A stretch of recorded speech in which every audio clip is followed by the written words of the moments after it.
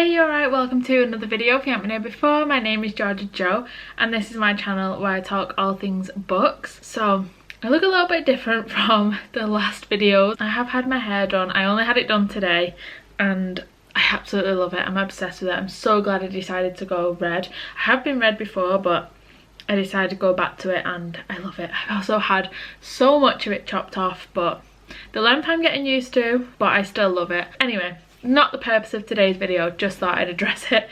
But yeah, so today I thought I would go through my 5-star reads for the year. I've actually not had that many and I really felt like I'd had loads this year. I don't know why. I do think I'm a very generous starer, very generous rater. I don't know why. I think it's quite uncommon for me to rate something like below a 3 realistically.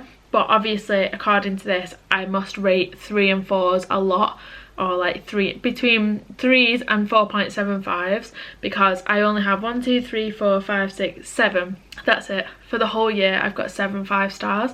2 of them, actually 3 of them, have been in the past like month. And then I'm pretty sure the other 4 were quite towards the beginning of the year. So yeah, I've definitely had quite a few 4.75s. Maybe we'll go through them as well. I haven't pulled them off my bookshelf, but maybe we'll have a little look at those too and see which ones are just as little honourable mentions maybe. Okay, so I've got 4 4.75s. So the first one is The Reappearance of Rachel Price. This is by Holly Jackson, who wrote the Good Girl's Guide to Murder series, and this book I remember being so good. It was so good. It had me fully gripped. Basically it's about, I can't remember the girl, I think is she called Belle? Something like that. I can't remember what the girl's name is, but her mum, Rachel Price, went missing when she was like 1 year old, and her whole life pretty much has revolved around the fact her mum went missing because her body was never found. No one ever figured out what happened to her. And then when she turns 18, I want to say, I think it's like 16, 17 years later, her mum reappears. So it's the reappearance of Rachel Price, and no one knows what's happened. She doesn't really seem to know what's happened, and it's one of those books where you are suspicious of everyone. You don't know who you're meant to trust. You don't know who you're suspicious of Rachel Price, because how does she not know what's happened to her for the past over a decade? Then you're just so suspicious of everyone, like, and that's how the book's written. That's how you're meant to be. I think that's the sort of goal of the author, is to make you feel like that, and this definitely did. And there's so many like things that I didn't see coming in this, and yeah, I just really enjoyed it. It's one of those sort of mysteries that you really want to find out what's happened, but you're also really enjoying the story the whole time. So yeah, I definitely recommend that one. I don't know why with all of these, probably I don't know why they didn't get 5 stars, but they're on 4.75, so it's pretty close. So yeah, that was The Reappearance of Rachel Price by Holly Jackson. And then we've got Sweet Pea by CJ Scoose. This was one that I read recently, and I actually listened to this book and then I watched the new Amazon series that's based on this book. This was so good. I would really recommend listening to it, because the author is just, the narrator, sorry, the voice actor is just so good. It's funny. It's so funny. It's so graphic. There's so much going on. I use this as an example whenever I talk about this book, but there's a scene at the very beginning, so it's not really a spoiler. It happens quite early on, and she basically, there's this man that's trying to make her do things that she doesn't want to do, and she ends up stabbing him, chopping off his knob, his dick, and then pushing him in a canal, and then she just walks around with this severed dick in her like pocket.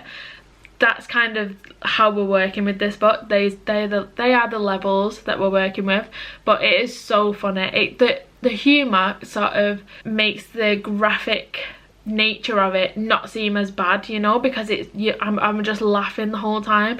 And also it was another one where I was so gripped, and so I think especially because I was listening to it, I was so immersed. The voice actor just did such a good job with this, and yeah, definitely recommend it. It's another, I guess, thriller, but you're kind of following the murderer, so yeah, it is a thriller, but you know who the murderer is, I guess. I don't really know what genre it would come under.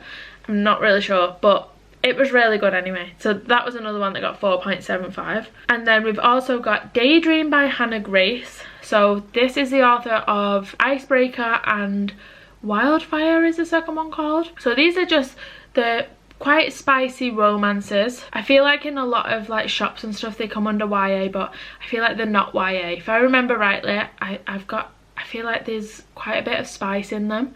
They're not like dark romance or anything like that. There's not, you know, nothing like that, but I feel like they are quite spice heavy, if I remember rightly.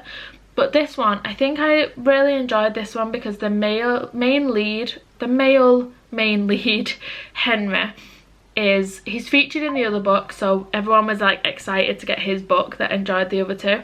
And he, if I remember rightly, he has a lot of like anxiety and suffers with not feeling good enough and stuff like that, and I think that's what made me really love it. And also the female lead, who I can't remember her name, she is like a bookworm. She works in a library, if I'm remembering rightly. I think that's what it is, and she helps him study and he helps her become like, not necessarily popular, but become like more confident. I feel like that's the storyline. Maybe I'm getting that wrong, but I feel like it is something like that. But yeah, it was just a really lovely romance, bit of spice in there, a nice little storyline plot. I feel like they're the same thing. Anyway, nice little storyline, and I really enjoyed the characters. And yeah, I'd recommend the 3 books by Hannah Grace. Also, I'm pretty sure this is the author that's actually from Manchester. I might be making that up, but I'm pretty sure it is. I think Hannah Grace is from Manchester, which is pretty cool because you don't see authors become as popular as they are being from like around where I'm from. So yeah, that's just a nice little caveat there. But that also got 4.75. And then last but not least, my honourable mention is Daisy Hates, which is the second book in the Magnolia Parks universe. That one got 4.75. I really love this world, this like Magnolia Parks universe. I read all of them this year. Some of them I've actually rated 5 stars, so I'll talk about it more like coming up. But I really enjoyed this one. I actually think, even though this one only got 4.75, I'll have to reread them I think next year, because I've only read them once, and it was at the beginning of the year. I think it's February when I read them, and I don't really fully, I remember the stories and stuff, the people, but I feel like all my feelings and stuff, my thoughts and feelings aren't as vivid as they were when I was reading them. But if I remember rightly, I actually prefer the Daisy Hates books to the Magnolia Parks ones, and that's not necessarily shown in my star ratings, I don't think, but I feel like I did enjoy them more, maybe, but maybe not. I can't fully remember, but I think I'm more of a Daisy Hates person than a Magnolia Parks one, maybe. Anyway, I did enjoy that book, but like I say, I'll go more into that universe coming up because I did rate some of them 5 stars. So yeah, those are the 4 honourable mentions of 4.75. And then let's move on to the 5-star ratings for this year. So we may as well start off with them, seeing as I was just alluding to them. And there were actually 3 books in the Magnolia Parks world that I gave 5 stars to. The first one being the first one, which is just Magnolia Parks. So these books are following Magnolia and BJ, and they have, it's the romances, but the very sort of toxic and very toxic relationship, but also very like real life reality show type books. Definitely very character driven. There is plot and there's stuff going on and things that I didn't see coming and things like that, but they're definitely character heavy, where you're either really rooting for them or you can't stand them, you know. And I remember hearing a lot of people saying that these books are very toxic relationships, and that always put me off reading them because I don't really want to read stuff like that. I don't typically enjoy it, but these had me gripped. I actually did a reading vlog just on reading this first one, and I really enjoyed it. It got me right into the world, and if I remember rightly, I think I just read all of the books then. From as soon as I started it, I just wanted to read the rest. And yeah, I really loved it. I love the characters. It genuinely does feel like you are watching a reality program, and I can sort of imagine it all in my head. They're also set in London, so I've only been to London a handful of times, but the fact that they are sort of using language and they have mannerisms and stuff that I have seen, you know, they're not American, so they're not using American language, do you know what I mean? It is all set in London. So yeah, I just really enjoy this series. I think there's going to be 2 more books, I want to say. There's definitely going to be another Daisy Hates, because there's only 2 Daisy Hates books out and 3 Magnolia Parks ones. But I want to say there's going to be another Magnolia Parks, but maybe there's not. Maybe I've just made that up and there's only 1 Daisy Hates one left. I'm not sure. Don't know when we're expecting it, but I'll definitely be reading it when that comes out. And then the next 5-star in that one is actually the second Magnolia Parks one.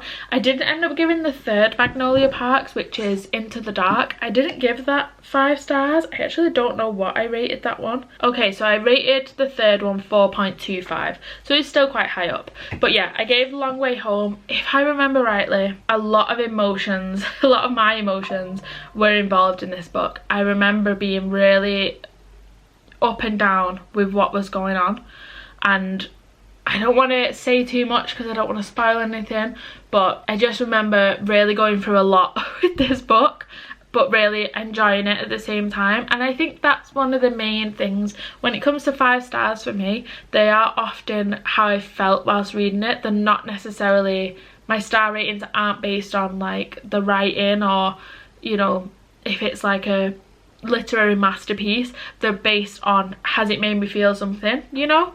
So yeah, I remember going through a lot with this book and I really enjoyed it. So yeah, that was my second 5-star.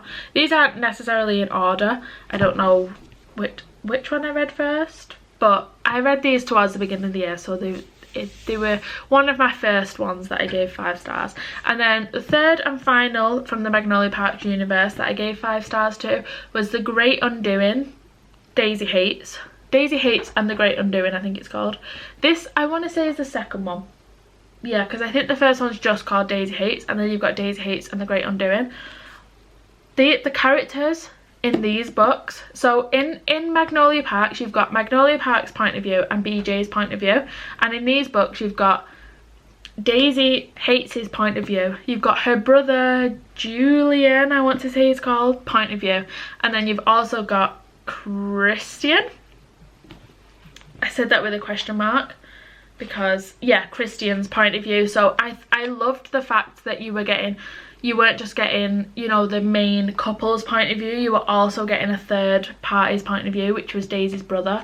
I really enjoyed that. I feel like I hadn't seen that before. Obviously I'd seen it in the first Daisy Hates, but with this, and again, these are really character heavy, but I feel like I went for a lot again with this one, and I just really love them. I couldn't recommend this series enough. I definitely think I'll do a reread, which is unusual for me. I'm not really someone that will reread things because I've got so many books that I want to read, you know, but I feel like especially if the next Daisy Hates one gets announced at some point, whenever that's coming out, I'll probably reread them all then maybe. But yeah, I really would recommend this series. Also, I love the covers of it. I know they brought out new covers, was it this year or last year? And I do have a couple of the new covers, but I love these ones. These covers, I just think they're so beautiful.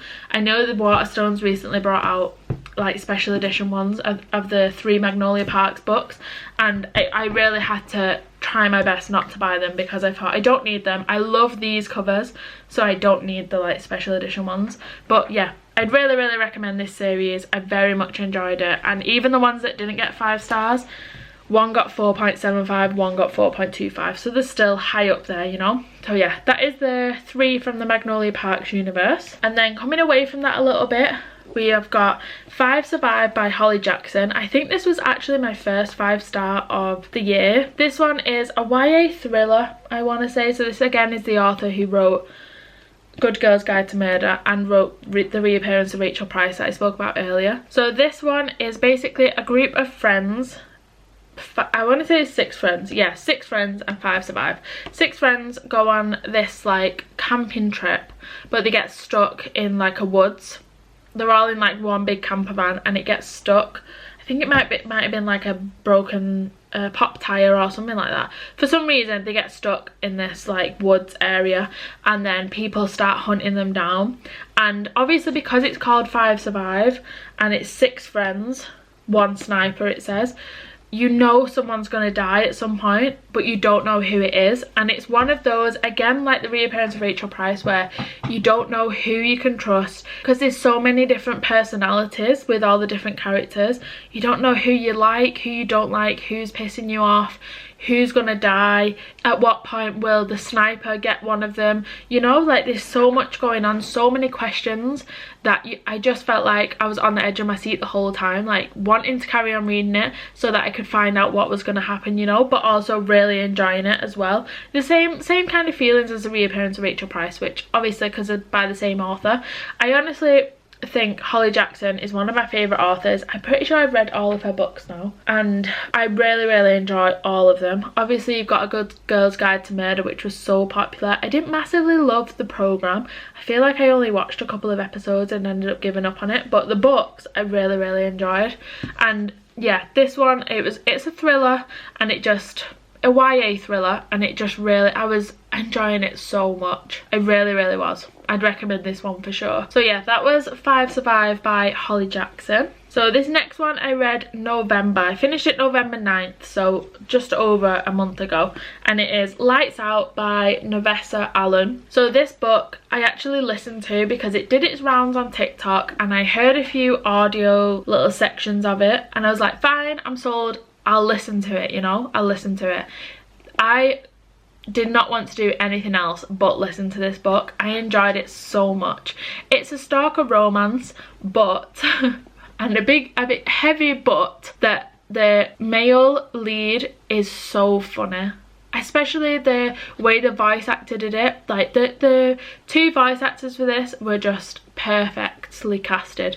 They were so good at it. They absolutely made this book. This book is so popular, I think, heavily based on the voice actors and people listening to it, because it's so funny. Josh is a stalker, but he's a very self-aware stalker in the sense where he knows this seems crazy, he knows he shouldn't be doing it, but it's like he can't help himself. And obviously if this was real life, it's not funny. It's not funny at all, but because it's fiction, you have to put that aside, you know, and it is just really funny. And then the voice actors, that, don't get me wrong as well, the female lead is really good. She's very like badass, and is like wants to murder this stalker, and then she kind of gets into it a little bit basically, because she realizes she could probably take him if she wanted to, you know, she could probably take him if you tried it. Like, she's not gonna go down without a fight type thing. And another thing as well with the just circling back to the voice actors, is I don't know how they actually like narrated it together, but it seems like they were literally in the booth doing this together, because when you are in Josh's point of view, the male lead, if the female lead, what's her name, Ali, if Ali is saying something, it will actually be the female voice actor saying it, not just the male voice actor doing a higher pitched voice, you know. And I feel like I've never noticed it before, but because they did it like that, it adds so much, because you genuinely feel like you are listening to the two characters talk, and you're listening to them actually argue or bicker or whatever it might be. It added so much, which I never, like I say, would never notice at other books, but now I find when I'm listening to it and it is just the female voice actor putting on a deeper voice, I notice it now, because this has set such a high standard. So yeah, I'd really recommend it. I really enjoyed it. I think it's a good one as well if you're wanting to get into like dark romance. It's a good one because there's so much humour in it. So yeah, definitely recommend. As always, check trigger warnings with any book, but especially dark romance ones, check it just in case. But yeah, so that is Lights Out by Nevessa Allen. So I don't actually have a physical copy, but it was Loud by Drew Afwalo. This was such a good book. So it's a non-fiction book. I can't think how she describes it, but it's like a self-help memoir inspiring type book. I don't really know what actual, obviously it's non-fiction, but I don't know what kind of genre it would come under. I'm not sure, but it's definitely aimed at women, I would say. So Drew Afwalo, if you don't know, is a sort of TikTok personality. I think she's actually taking a break from TikTok at the moment, but she is still a TikTok personality, and her platform is basically being horrible to horrible men that have been horrible first, you know, and she kind of just gives it back to them. And she's a very like powerful voice for all different kinds of communities. She's also a very educated woman, and the way she explains things makes perfect sense, you know. And this book is very empowering, very inspiring. Like I said earlier, she talks about like the patriarchy and bringing it down, but not in a way where it seems like preachy. I think it's very, she just articulates herself so well, and she talks about like how you don't need to like settle for a mediocre man, because you know you are enough by yourself. You don't need a man, so don't settle for less, you know, less than what you deserve, because you can do it on your own. Like, you don't need anyone. You can fill your own cup, and you can, if you love yourself, like that can be enough type thing. And as much as she has found her like lifelong partner now and they're engaged and she's so in love, she never felt like she needed that. So yeah, it's just a really amazing book. It had me laughing, it had me feeling tearful, it had me thinking a lot about myself and my past and, you know, stuff like that. And I'd really recommend it. I really enjoyed it, and I definitely want to get a physical copy because I want it for my bookshelf 100%. I just haven't done it yet, but yeah, I absolutely will get a physical copy of it at some point because I just really loved it. I feel like as well I want to reread it. It might be one of those non-fiction books that I reread and reread because it just, I feel like every time I read it I'm gonna get something new from it, you know. So yeah, definitely recommend that one. So that was Loud by Drew Farlow. And now on to the penultimate book, which I read November 26th, so again not that long ago, less than a month ago, and it is This Lie Will Kill You by Chelsea Pitcher. This book really took me by surprise. It's I maybe would say it comes under a YA thriller maybe, but there is so much going on in this book that it really shocked me. It took me by surprise so much because it talks a lot, there's a lot of violence going on in it. It talks a lot about trauma, about childhood trauma, things with parents. It talks about suicide, it talks about rape. There's so much going on in this book. Like, definitely it's one check the trigger warnings for, but it's one of those thrillers, just like Five Survived, just like The Reappearance of Rachel Price, that really had me gripped the whole time. I did not want to put it down, especially because it's quite a thin book. I think it's like just over 300 pages. Yeah, it is literally 303 pages or something. I was like hooked the whole time. Really enjoyed it. So basically the setting for this is, it's a group of friends that have been anonymously invited to this like murder mystery dinner. You know that you can do them in real life where everyone gets an envelope, everyone's got a role, one of you is the murderer and you've got to figure out who it is, but obviously someone's not actually been murdered in real life. It's just all like fiction. A murder mystery dinner. It's one of those, but it quickly turns very real and they aren't sure if are they actually in this like fictional world or are they actually, you know, in serious danger. And it just escalates, but it's all set in this one big house where they're meant to be having this murder mystery.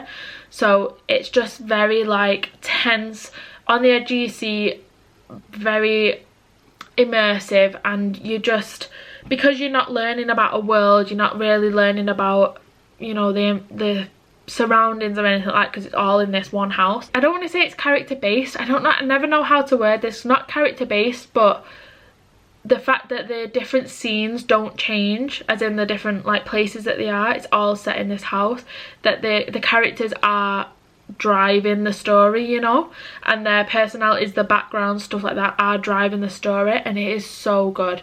I would really recommend reading this one because honestly I enjoyed it so much. So that's This Lie Will Kill You by Chelsea Pitcher. And then last but definitely not least is one that I read on the 9th of December, so not that long ago at all, and it is The Blood of Hercules by Jasmine Mass. This was so good. I enjoyed this so much. Usually I'm not a massive fan of books based on like Greek mythology and stuff like that. I don't tend to enjoy them. This, so different. This was so good. I think because it's not, as much as Greek mythology comes into it, you know, you've got Zeus and you've got Hades and stuff like that, it's not complicated, you know, especially once you've got into the story and you've met all the characters. It's really not as complicated as I often find it. So this book follows Alexis. She's had a really awful childhood. She has foster parents that abuse her, really horrible, and she ends up getting a brother, obviously going through the same things as her with the awful foster parents, and she just has this really awful upbringing and childhood. She ends up, and then obviously she goes to high school and she suffers through like bullies and just really has a terrible start to life. And then it ends up that she does this, one of her like exams at school, and her blood, rather than like signing something, they do a prick of their blood on the test, and it turns out that she is actually has the blood of an Olympian. So this world, you've got Olympians, you've got Chthonics, and you've got just humans. And the Olympians and Chthonics sort of have this, like, they did have a big war, but then they've come together. They're very civil, but they like rule over the humans. And it turns out that she has Olympian blood. So then she ends up going to this Spartan war academy, or she has Spartan blood, maybe it just is. I'm not sure what it comes under, but she doesn't have human blood anyway, because it ends up burning through her test paper. So then she goes to this Spartan War Academy. She doesn't really have a choice in the matter. And basically the point of this academy is to survive. You have to go through all these different trials, and if you survive the trials, you end up being given, you end up becoming an immortal god. So you get given immortality, and that's, if not, then you're dead. That's it. They're your two options.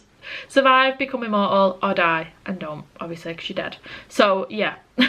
So you've got the Olympians on one side, who are the seen as the good guys. They've got really nice powers and they do good with them. Then you've got the Chthonics on the other side, who are seen as evil, and their powers hurt people. That's the only thing they can sort of do, or not the only thing that they can do, but all the different powers that they have tend to be about hurting people. And I thought at first it was going to be a little like of a Romeo and Juliet vibe, you know, where you've got an Olympian and a Chthonic and they come together and brings the whole world together.